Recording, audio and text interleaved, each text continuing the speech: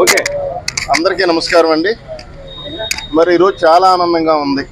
ఎందుకంటే 2 చోట్ల జడ్పీటీసీ ఉప ఎన్నికల్లో విజయం కాదండి, ఘన విజయం సాధించాం. అవినాష్ రెడ్డి గారు, జగన్మోహన్ రెడ్డి గారు గత 10 రోజులుగా వాంచేస్తున్నారు. ఏమని? రిగ్గింగ్ జరగబోతా ఉంది, గోండేజం చేస్తున్నారు, అలాగని.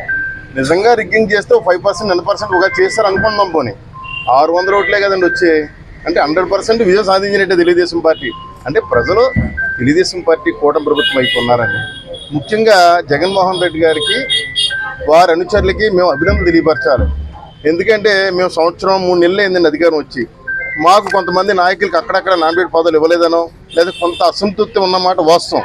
వాళ్ళకి 11 సీట్లు వచ్చినాయి కదా, ఈసారి ఈజీగా 5 వస్తాయి అనుకున్నాం. కానీ జగన్మోహన్ రెడ్డి గారు వాళ్ళ అనుచరులు ఎప్పటికప్పుడు చంద్రబాబు నాయుడు గారి మీద, ఈ ప్రభుత్వం మీద ఏకవచనంతో బూతులు తిడతాం. ఎవరైనా తినేవాళ్ళు ఎవరైనా అలా మాట్లాడతారండి? చంద్రబాబు నాయుడు గారు ఎంతో కాలం ఉండడా?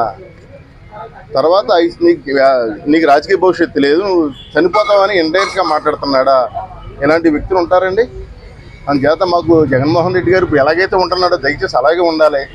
పేరునాని అలాగే ఉండాలి, రోజమ్మ అలాగే ఉండాలి. అలాగే ఎవరైతే ఈరోజు ఏకవచనంతో మమ్మల్ని తిడుతున్నారో అలా ఉంటే ఇలాగే 11 సీట్లు వస్తాయి, మళ్ళీ మాకు 124 సీట్లు వస్తాయి.